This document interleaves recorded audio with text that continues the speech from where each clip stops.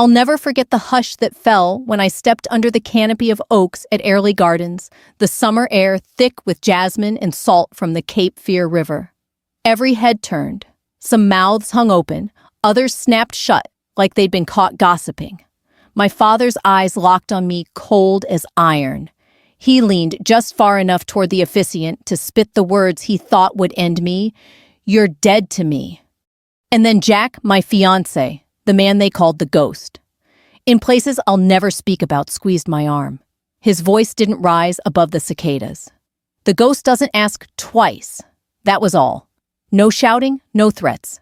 Just presence. That one sentence scattered the tension like a storm breaks heat. The wedding coordinator stepped aside, and we walked in together side by side through that frozen silence. You might wonder how a daughter ends up erased from her own brother's wedding. I wish I could tell you it happened suddenly. One bad argument, one sharp word. But the truth is, fractures in a family don't come overnight. They creep, they spread like a hairline crack in a porch step. You walk over every day until one morning it gives way under your weight. My name is Captain Claire Whitman, 32 years old Army officer, 82nd Airborne Division. Home, Wilmington, North Carolina. I've jumped out of planes over dusty fields halfway around the world, eaten rations that would make your dog spit, and held the hands of soldiers younger than me as they whispered for their mothers. Yet, nothing hurt like opening my mailbox and finding it empty when everyone else in town had a shiny white envelope with my brother's name in gold. Dad! His name's Ray, runs Whitman Builders, a local construction outfit. If you live around here, you've probably driven past one of his jobs houses with wraparound porches, churches with fresh paint, sometimes even habitat projects when he wanted to look generous. Folks call him old school. By that they mean stubborn. By that they mean proud. He wanted his son Todd to follow in his footsteps, and he did mostly. Todd was getting married now, the big celebration at Airlie Gardens. My mother, Elaine, a retired elementary teacher, spent weeks fretting over dresses and seating charts. Everyone was excited. Everyone but me. Because my name was struck from the list. 2 years earlier, one of Dad's men, Luis, fell from scaffolding that never should have passed inspection. I made the call to OSHA. I couldn't stand by and watch shortcuts put lives at risk. Dad said I'd betrayed him, shamed the family business. At Christmas, in front of cousins and neighbors, he pointed at me and hissed, "You're dead to me." Those words don't just sting, they sink. After that, I built a different life. Long shifts at New Hanover Regional as a trauma nurse when I was home from duty. Extra drills with the airborne. Friends who didn't ask me to choose between integrity and loyalty. And then Jack Mercer. The one man who knew what it meant to carry both scars and silence. When Jack asked me to marry him, he didn't do it with fireworks or a diamond the size of a marble. He asked on the porch, a North Carolina summer storm, rolling in his hand, calloused from work, his eyes steady. "Marry me, Claire," he said. Simple as that. I said yes, because steadiness is rarer than romance, and I'd seen enough chaos. So when the wedding invitation never came, Jack just sat with me on the porch swing. He didn't push me to cry, didn't feed me anger. He just said, "We'll go. Together. Not to fight. To stand." Mom tried to soften the blow. She texted, "Your father insisted. I wanted you there." I could picture her hands trembling as she typed it, her eyes flicking toward the living room where Dad sat in his recliner TV, volume too loud. My brother stayed silent. Silence can feel louder than rejection. And so I made my decision. I pulled my Army service uniform from the closet, the dark blue coat pressed crisp metals pinned exactly where they belonged. I wasn't wearing it for glory. I was wearing it because the uniform told the truth that I had served, that I had bled, that I had earned a place, not only in this country, but in my family. On the morning of the wedding, I brewed strong black coffee in the same chipped mug I'd used since my first deployment. I ironed every crease, brushed my hair back, neat-tied the ribbon that marked my unit.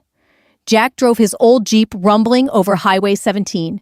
We stopped at a Buc-ee's for gas, and a retired Marine in the next lane caught sight of my uniform.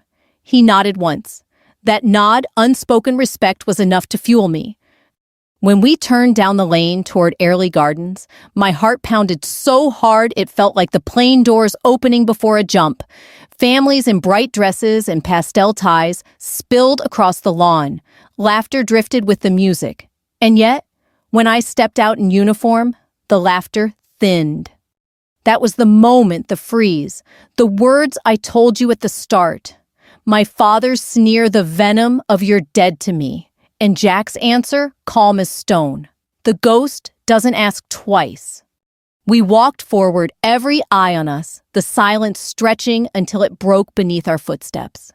For the first time in 2 years, I took my seat with the family. I hadn't been erased after all. If part 1 was the doorway, Freeze part 2 is the long road that brought me to it. The kind that starts with a pothole you ignore and ends with a bent rim and smoke under the hood. After I sat down in the second row, I could feel eyes on the back of my neck like noon sun. The string quartet eased into canon in D, but my head filled with older music clatter of Sunday plates. Dad's laugh over a Panthers game. Mom humming while she ironed church blouses. We used to be that family, ordinary, noisy fine. Until we weren't. Dad Ray Whitman grew up on job sites and in a pew. His code was simple. Show up early, don't ask for help. Pay cash, shake hands like you mean it. Every December, the Rotary Club raffled a smoked ham, and Dad always bought too many tickets to keep it local. He taught my brother Todd to run a tape measure before he taught him to tie his shoes. When I came along, he loved me, sure. But he loved me like you love a pretty thing you don't quite know how to use. I was supposed to stud up a life parallel to the family, not inside it teach. Like Mom marry someone who sells insurance, live in a ranch house with a crepe myrtle out front. Instead, I signed my name on a dotted line at 21 and learned how to pack a chute. Dad said the Army would knock the softness off me. He didn't expect it to harden around the parts he couldn't control. The first time he saw my jump wings, he squinted like the sun hit him wrong and muttered, "Cute pins." The rupture didn't show up with a trumpet. It came on a Tuesday, 2 years back, when Luis, one of Dad's best, rode a faulty scaffold down 2 stories. Lucky man, he lived. Unlucky he'd limp at weddings the rest of his life. I was home stationed, pulling shifts at New Hanover as a trauma nurse when I could. I saw the chart. I saw the notes. I saw the corner cut that made the fall predictable, not faded. I made the call to OSHA. Dad said I'd called the government on my own blood. He said I'd fed his shop to wolves. I wanted to tell him that I'd watched a 19-year-old private bleed out once because a weak weld failed and nobody spoke up when it rattled on the test stand. I wanted to say I was trying to save him too, but my words crawled out of my throat and died in the kitchen air. The fines came. Insurance climbed. The Christmas that followed with cousins crowding the living room and pecan pie sweating on paper plates, Dad pointed his fork at me and said soft, so it would cut cleaner. "You're dead to me." Conversations around the tree tried to keep going. They didn't. If you've lived long enough, you've seen it, the invisible tape line that gets laid through a family room. People you love decide which side they'll stand on. Mom fussed with napkins and made fresh coffee. Todd handed Dad a trash bag and avoided my eyes. A few aunts kept their kindness in Tupperware, dropping it off later like contraband. The men from church, good men, told me in private I'd done right.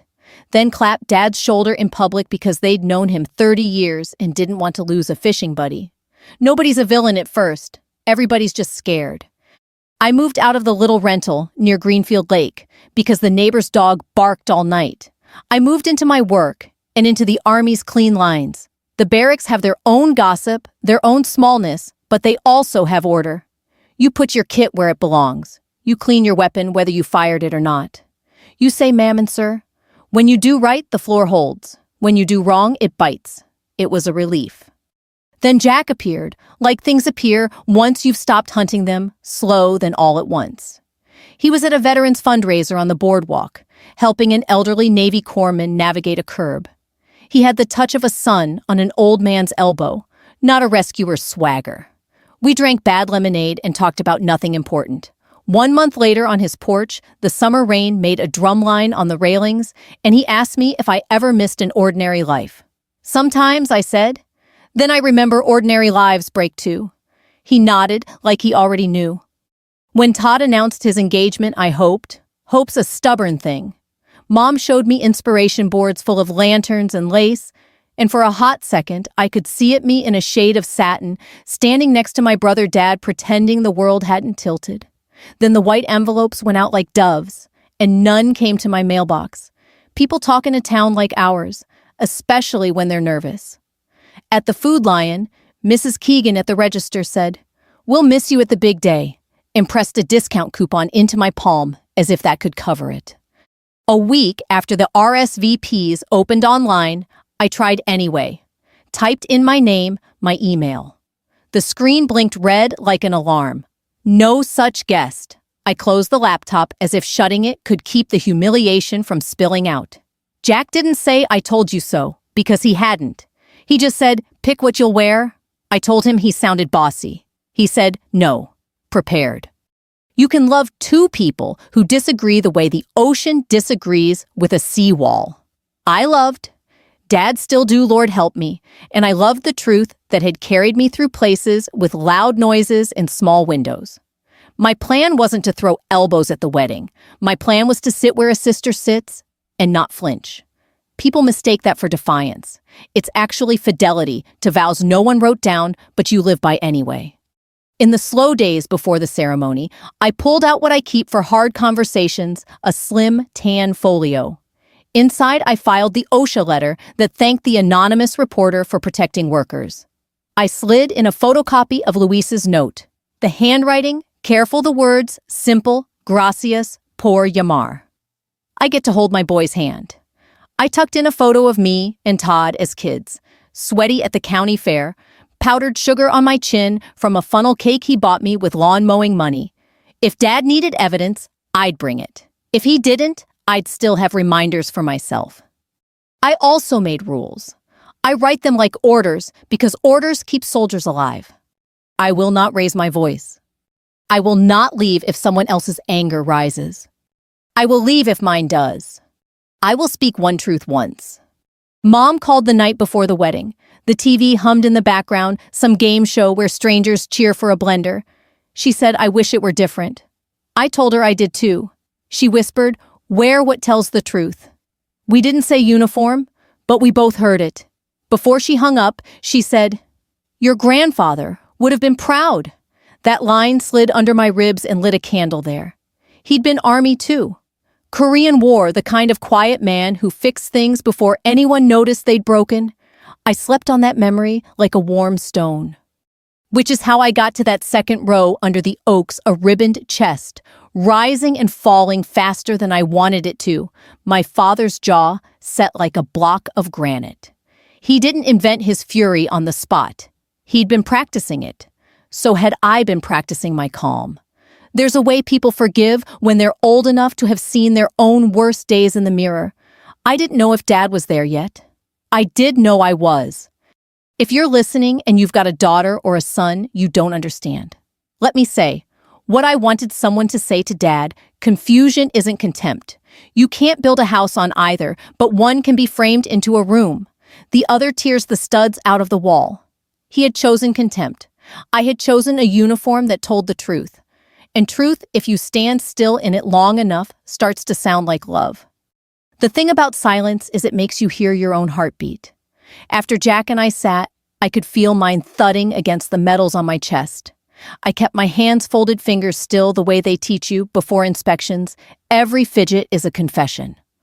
On the other side of Mom, Dad stood stiff as a fence post, scanning the rows like a foreman, counting who showed up and who didn't.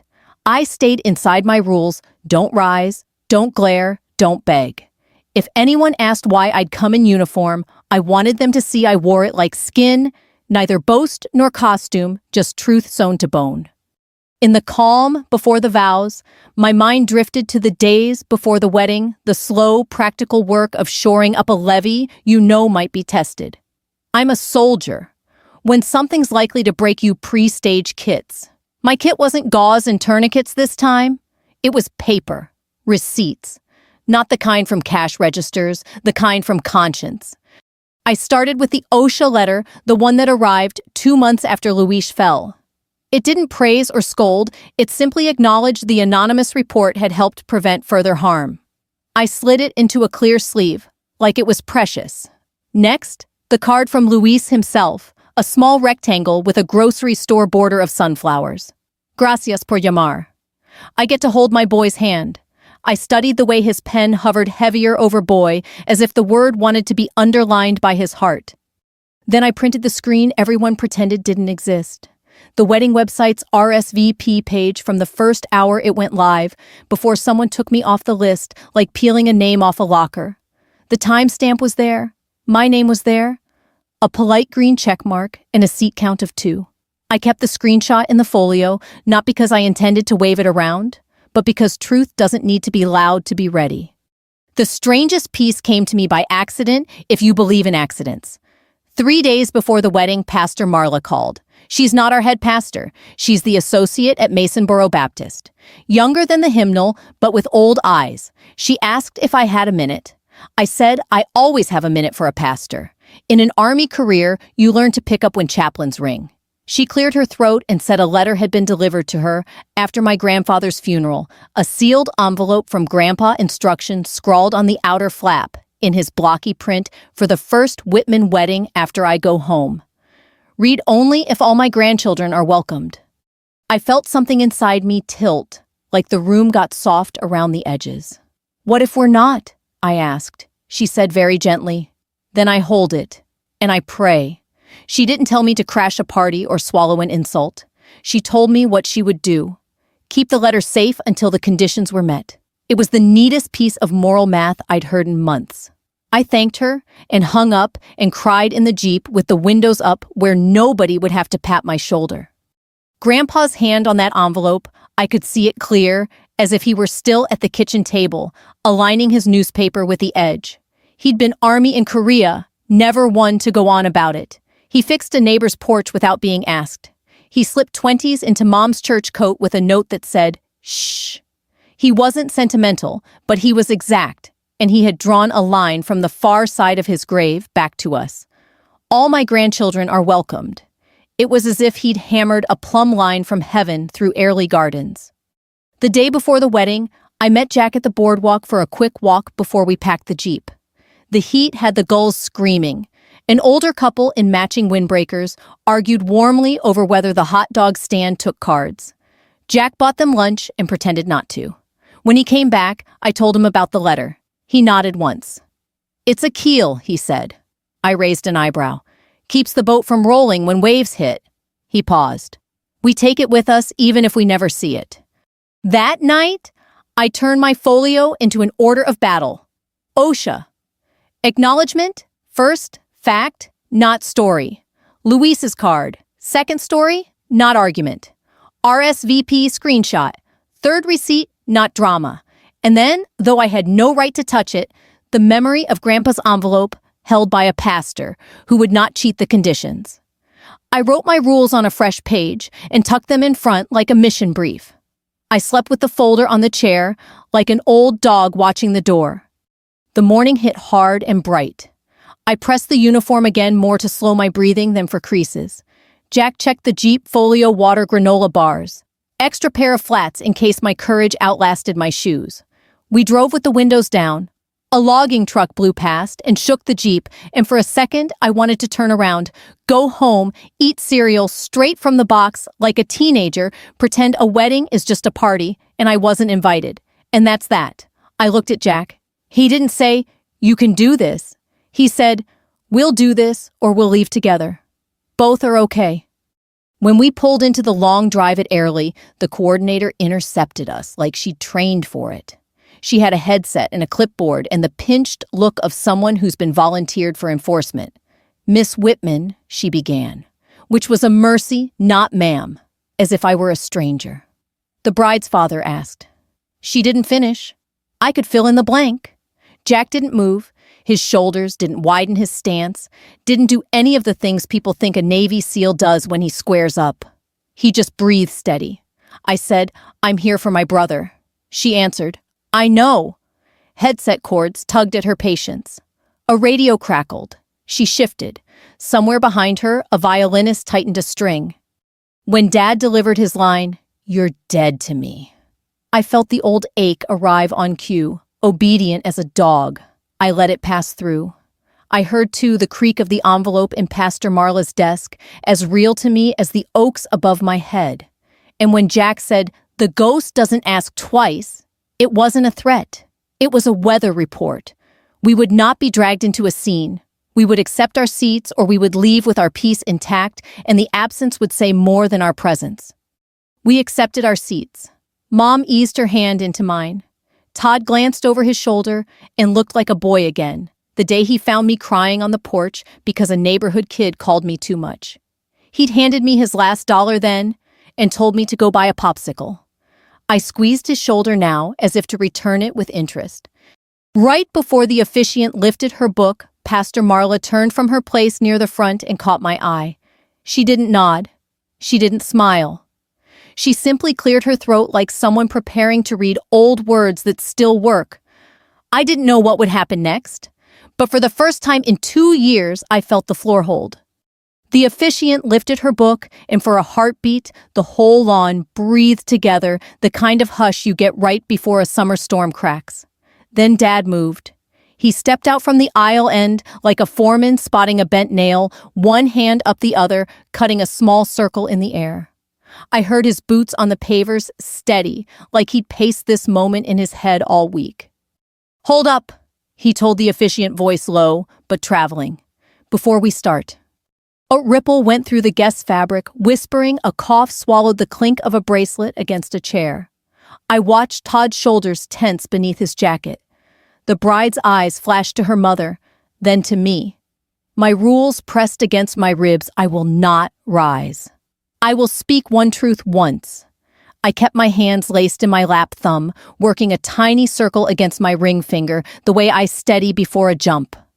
Dad half turned toward me, jaw grinding.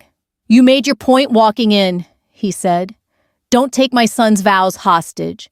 You don't belong up here." If you're over 60 and listening, you know that tone. It's the one men use when they think something sacred is being scuffed by a shoe they don't approve of. It's the voice of a deacon telling a teenager to take his hat off in church. It can be protective. Today, it was a blade. I drew one breath. "I'm Todd's sister," I said. That was all.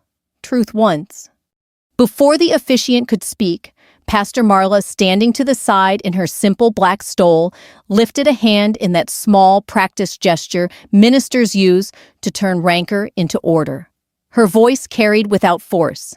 "Mr. Whitman," she said with respect, "there is a matter entrusted to me that must be resolved before these vows are spoken." Heads turned like sunflowers. Dad's eyes narrowed. "What matter?"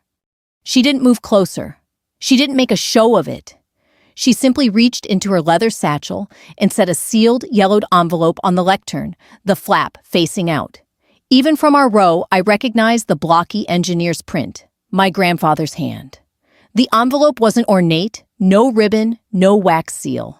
Just a square of paper with a life inside it. After Mr. Whitman Sr.'s funeral, she said I was given this by the family attorney with instructions in your father's own handwriting. It reads, "For the first Whitman wedding after I go home. Read only if all my grandchildren are welcomed." She let the words rest where they fell. We are at that threshold. I felt the air change. There's a way a room tilts when the dead speak. Not spooky, not theatrical, just a settling of weight where it belongs. Elaine's hand found my sleeve and held on, the way she used to hold my elbow crossing Market Street when I was small. Todd turned hope and fear, both fighting for his face. Dad shook his head. "We can do this later." Pastor Marla didn't argue. "The letter has a condition," she said gently. "Either all his grandchildren are welcomed, or we keep it sealed." She looked at me, then at my brother, then back to Dad. "Mr. Whitman, I will abide by your father's words. So will you." A wind came across the lawn and lifted the silk ribbons on the aisle chairs. I saw the tiniest tremor pass through Dad's shoulders, the flinch of a man who knows he's losing a fight he started. He glanced at the coordinator, then at the guests, then at the envelope again, like it might be rigged. Finally, he gave a short, sour nod that said, "Fine, but you'll regret it." Pastor Marla slid a letter opener beneath the flap. The paper gave with a soft sigh like something relieved to be done waiting. She unfolded a single page and steadied it with her fingertips. Her voice took on the cadence of someone reading words that will outlive the day. To the family I love, and to the one getting married. If you're hearing this, it means I've gone home and you've dressed up nice without me. And that's as it should be. I built with wood and nails. I know a thing or two about joins. Honor without love is brittle. Love without honor is cheap. Make your joins with both. I served in Korea. I saw boys become men, and men become boys again when the shells fell. I learned that courage isn't loud. It's a steady hand when the world bucks. If one of mine chooses to serve, whether in uniform in a classroom or on a ladder, don't you dare call that a betrayal of home. That is home walking around. I've put aside a small fund, your grandmother will laugh. I call it small for something I'm calling the Whitman Service Scholarship. Every year at this wedding and the ones after, I want us to help the next kid in this county learn a trade or earn a credential: carpentry, welding, nursing, you name it. Let working hands keep working and safe. I ask that Captain Claire Whitman administer it. Not because I love her more, because she'll do it straight. The line about me landed like a nail set with one clean tap. No flourish, no explanation, just because she'll do it straight. My throat closed. I kept my eyes on the paper in the pastor's hands because I didn't know where else to put them. She kept reading. Ray's son, if I'm making you mad from the grave, breathe. I've been mad too. Anger's a fine fire for getting through a cold night. It's a poor stove for cooking a life. If you've cut somebody out to feel big, cut the shame instead. Tell the truth and fix what the truth uncovers. Then eat cake. A laugh rolled through the rows, real laughter, grateful for a release valve. Even a few of Dad's friends cracked. Elaine's shoulders shook. I couldn't tell if it was crying or laughter or both. Now kiss whoever needs kissing, your bride, your boy, your long-lost sister, and make a pledge with me. We'll be the kind of Whitmans who build safe, speak plain, and forgive slow, but forgive. That's all from your old man. Earl Whitman. Silence. Not the tight, brittle kind from earlier. The kind that lets truth ring and then settle like sawdust after a cut. Dad's face had gone gray around the mouth. He looked at the ground, then at the envelope like it had betrayed him by existing. I saw him do the math old men do, who's watching what they'll say, whether pride is worth the mess. The answer wasn't yet, but the figuring had begun. Todd turned fully now, half a step from the couple's place, and met my eyes. His voice was small enough only our row could hear. I'm sorry, he said. The bride's hand slid into his, steadying him, the way he steadied her veil earlier by the pond. She looked at me too, with that quiet, complicated gratitude women carry when somebody else takes a blow that could have been theirs. The officiant cleared her throat, and God bless her, didn't try to braid the letter into a sermon. She just nodded at the couple and said, "Let's begin." The vows sounded different under the oaks after that, like they covered more ground. When you promise for better or worse, it means something else, if the worse is sitting 3 chairs down in a uniform. I watched Dad during the exchange of rings. He kept his eyes on the minister's book, not on me. His mouth worked, chewing nothing. Once his gaze flicked toward Jack. Jack didn't meet it. He was busy doing what he always does in rooms on fire, becoming background. He'd already said all he would say today. The ghost doesn't repeat himself. When they were pronounced husband and wife, the crowd erupted, not just polite claps, but the kind of cheering you hear at a high school gym when the underdog sinks a 3 at the buzzer. It wasn't about me. It was relief that the ceremony had held. People like things to hold. I do too. As we followed the newlyweds down the aisle to the reception lawn, a sunlit breeze lifted the Spanish moss like curtains being opened in a long, closed room. Aunt Vern dabbed her eyes and squeezed my hand hard enough to leave half moons. "Your granddaddy had a way," she whispered. I smiled without trusting my voice. Near the lemonade urns, Louis stood in a white caterer's shirt, a slight hitch in his gait. He balanced 2 glasses, then handed one to a child tugging his sleeve. Our eyes met. He didn't nod big. He tipped 2 fingers off the rim of the cup in a gesture so small it would have disappeared if I'd blinked. That tiny salute hit me harder than applause. The letter didn't solve anything all at once. It never does. Letters don't sand floors or reroute wiring. But it moved a boulder. It told the truth out loud where the truth needed hearing. It named me without asking me to perform. It put a scholarship on the table like a loaf of bread and asked us not to fight over who sliced it, but to pass it. At the edge of the lawn, under a cluster of paper lanterns, I saw Dad's back as he walked toward the porch that wrapped the event hall. The way his shoulders sloped told me he was headed for a private fight with himself. Good. Some reckonings are better without witnesses. Others require the whole town. I had a feeling we were about to do both. I tightened my grip on the folio under my chair and followed the stream of guests toward the reception. Somewhere between the cake table and the dance floor, the second shock would arrive, swift as a summer squall. I didn't know the shape of it yet. I only knew the feeling you get right before the pressure drops ergon. Sweet birds hushed a promise of rain.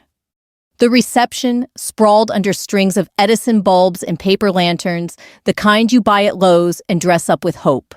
Sweet tea and pulled pork lined the buffet. Mason jars, clinked shoes scuffed on temporary flooring. People wanted to shake off the awkward ceremony and ease back into celebration. You could feel it the way folks laughed too loud after a tense movie scene, desperate to reset. I kept to my chair uniform, stiff folio tucked under it like a guard dog sleeping at my feet. Jack fetched us lemonade. His gait unhurried his presence so ordinary that most guests forgot they'd just been told he was a legend. That was his gift, erasing his edges until he needed them. The DJ tapped the mic feedback, squealing once. Time for toasts. He looked at Todd, who stood glass raised. My bride and I want to thank everyone who came, Todd began. His voice cracked halfway through everyone. He cleared his throat, steadied. Some of you traveled far. Some of you have been here all our lives. We are grateful. He looked at me then, quick but true. And to my sister, I'm glad you're here. It was small. It was late, but it was something.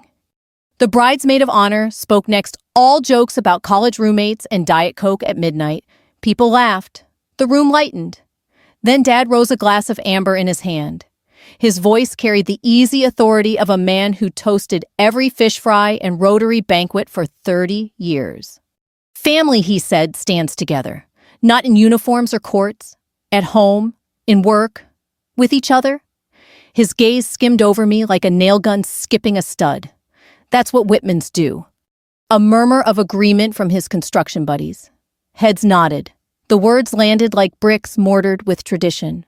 For a second, I felt the room tilting back his way. Then the bride looked at me, cheeks flushed, and whispered to the DJ. He lifted his mic. The bride invites Captain Whitman to share a few words. I hadn't planned to speak, but I'd written my rules, and one of them was speak one truth once. I stood, uniform creaking, glass in hand. I'll be brief, I said. Today, I'm proud of my brother. When I was 10, my bike chain snapped. Todd spent an hour with a wrench he barely knew how to use, just so I could ride again. That's who he's always been, the one who fixes what's broken, even if it takes all day. My throat tightened, but I pressed on. Serving my country never meant I stopped being his sister. Today proves that. I sat. No fireworks, no dramatics, just truth. And then Louise shuffled past, white catering shirt hitch in his step. He balanced a tray of pulled pork sliders and sweet tea. I thought maybe no one noticed, but he paused just long enough at our row to murmur gracias. It carried farther than he meant. Guests leaned. A ripple spread. Folks put pieces together, the fall, the report, the fines. Whispers grew teeth. Jack reached under my chair and pulled out the folio. He didn't hand it to me. He walked slow and steady to the head table. He set one page, just one, beside Dad's glass. Then he returned, hands empty, face unreadable. Dad frowned, picked it up. His lips moved as he scanned. The page was plain, an email from the venue coordinator dated 3 months prior. Per instruction of the bride's father, revoke RSVP access for Claire Whitman. Disable account. Do not admit to premises under any circumstances. The air went sharp. The bride's parents looked stricken. Todd went pale. Dad? he said, voice cracking worse than during vows I sent Claire an invitation. You took it. Dad opened his mouth, shut it. He gripped the email like it might combust. At the subcontractor's table, two men I'd known since childhood plumbers both set down their forks. One leaned back, arms crossed. The other said loud enough for half the tent, "Ray, you intercept family, we intercept bids." His partner nodded. No safety program, no contracts. The words dropped like tools on concrete. This wasn't gossip anymore. It was business. Dad slammed his glass down, amber splashing. You don't tell me how to run my house, or my work. But the silence that followed wasn't deference. It was withdrawal. People don't shout at old kings. They just stop kneeling. You could feel it, the collective decision that his word no longer set the floor. Mom sat rigid, lips pressed white. Todd looked at me with the hollow face of a man realizing his wedding had become a reckoning. The bride squeezed his hand. Guests shifted, whispering. A boy licked icing off his fork, oblivious. I stayed seated. Rule 2, I will not leave if someone else's anger rises. My pulse beat steady against my collar. Jack's hand brushed mine beneath the table. No squeeze, just contact grounding. Dad pushed his chair back hard enough to screech the floor. He stalked toward the porch doors, shoulders tight, jaw working. The night air swallowed him. A cluster of his oldest friends watched, then turned back to their plates. That was the truest betrayal. Not mine, not OSHA's, not even Todd's confession, but the quiet erosion of loyalty from men who'd once echoed his every word. I exhaled, slow. The break had come not with my voice, but with paper and silence. The proof lay on the head table, the whispers buzzing like cicadas. And my father had walked out into the dark to reckon with a truth he could no longer paint over. Some fights you pick with fists, others with receipts. Tonight, the receipts had swung harder. The porch light buzzed like a tired bee. Beyond it, crickets sang, and the air smelled of honeysuckle and spilled beer. I stepped through the French doors and found Dad leaning against the rail shoulders, hunched hands gripping the wood as if he could squeeze it into silence. His glass sat abandoned on the railing, condensation sliding into a wet ring. For a moment, I just watched him. The back of his neck was red, not from the sun, but from shame. I'd seen that shade before on recruits caught lying on officers whose orders cost too much. It's the color of a man cornered by himself. He spoke first. You embarrassed me. His voice was low, flat, a man trying to keep the walls from cracking. I kept mine steady. I didn't print that email, Dad. You wrote it. He flinched. His knuckles whitened. I had to keep order. You showing up in that uniform? He shook his head. You make me look small. There it was. Not betrayal, not safety fines, not even pride in work. Smallness. You think you're the only one. He muttered, eyes fixed on the dark yard. The town asks about you. The captain. The jumps. Meanwhile, I'm still laying shingles in the heat, still chasing checks that bounce. He spat into the grass.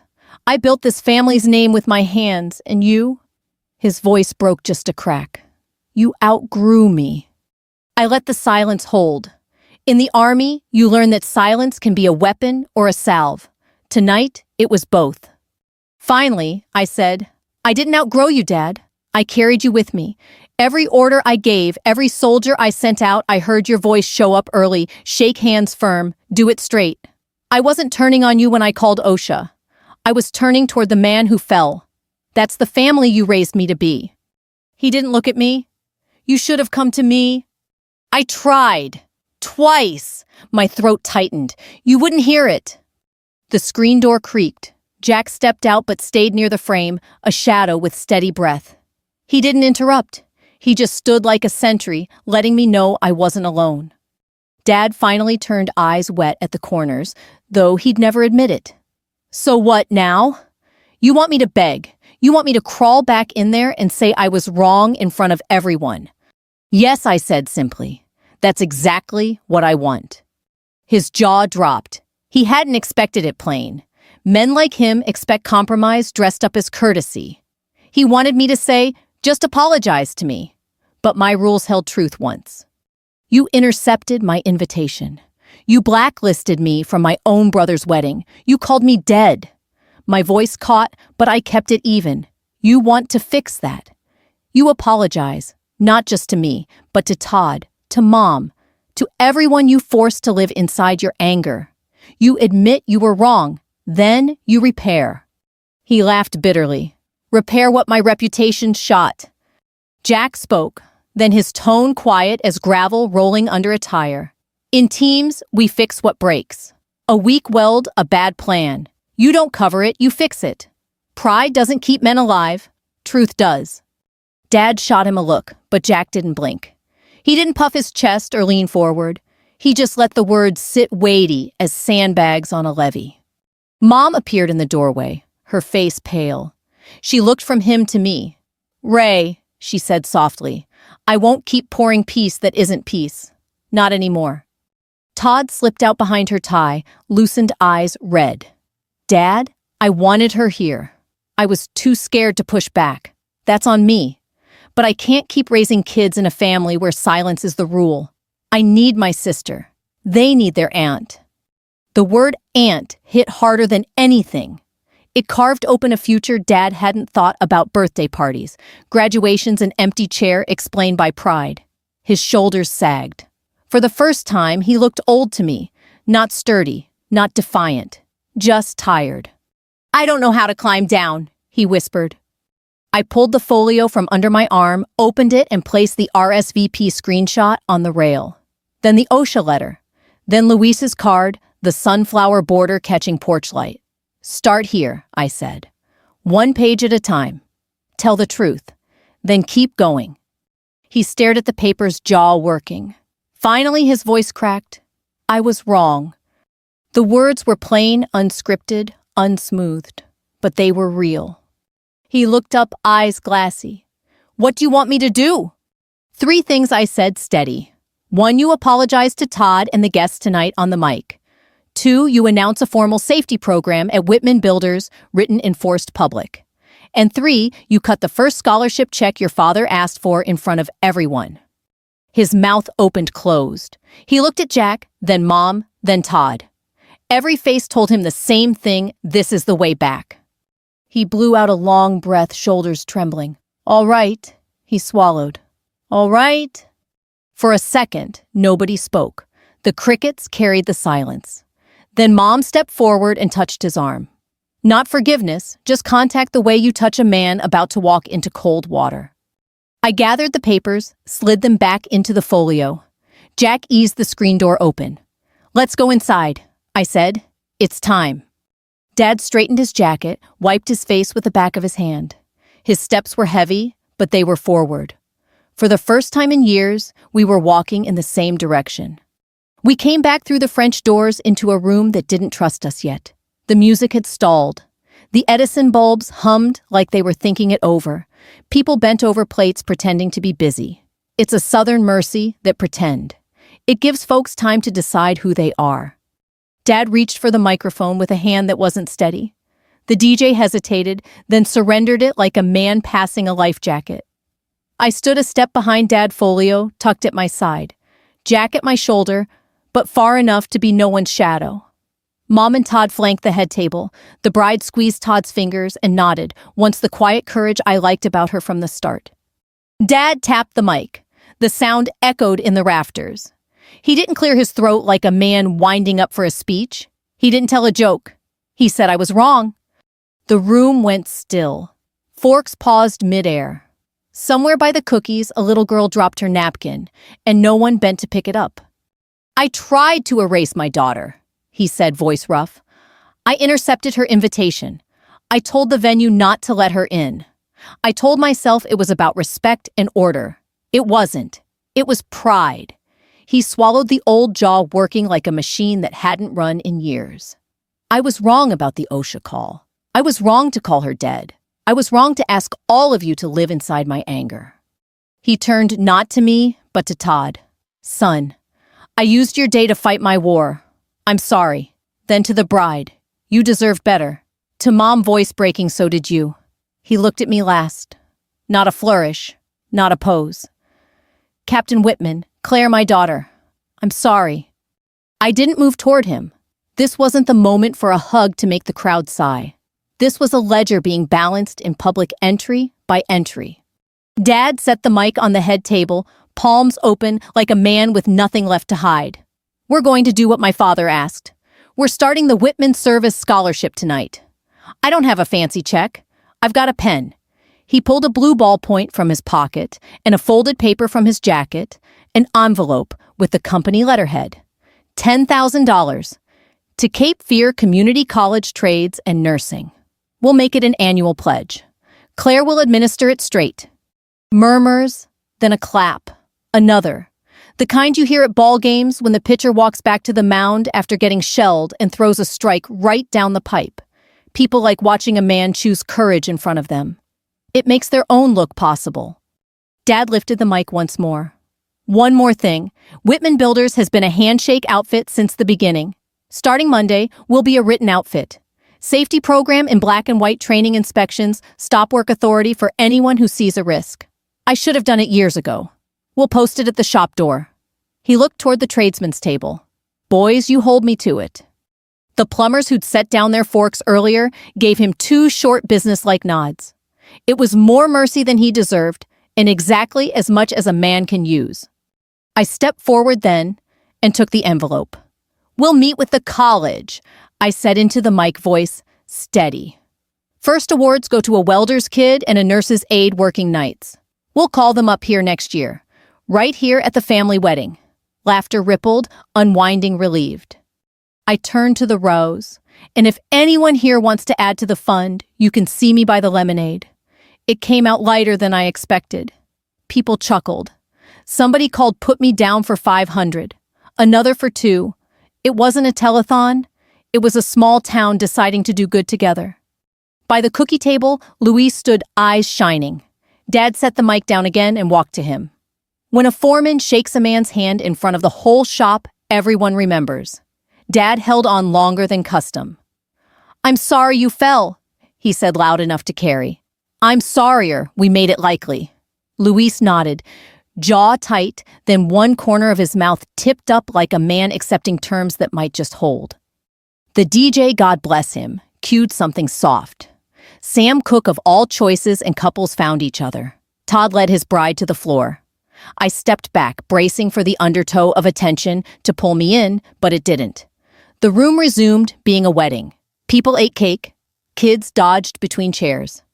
Aunt Vern organized a line at the coffee urn, like Normandy. Jack and I moved to the edge. He didn't say proud of you. He said good footing.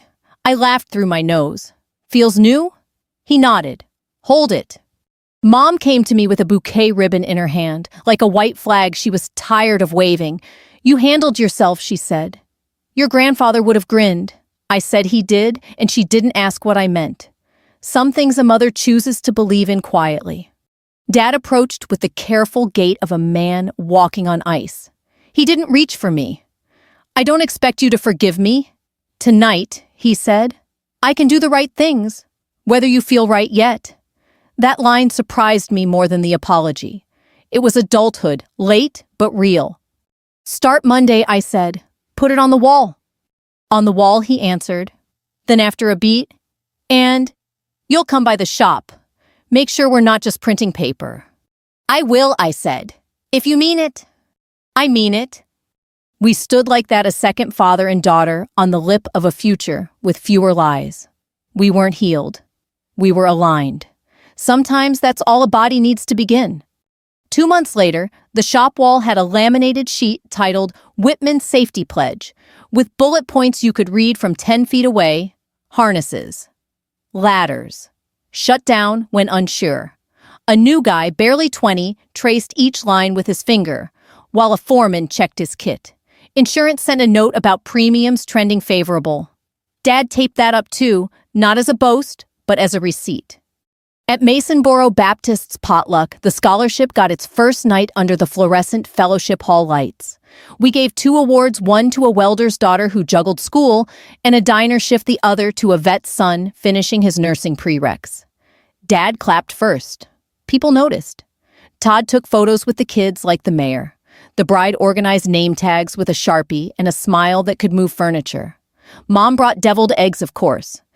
After the photos, an old man, I didn't know, maybe 80 ball cap with a faded unit patch, touched the edge of my sleeve. Captain, he said your granddaddy and I poured concrete together once. He'd be pleased. I thanked him and thought of the envelope finally empty its purpose, spent the paper soft at the creases like a letter carried in a pocket.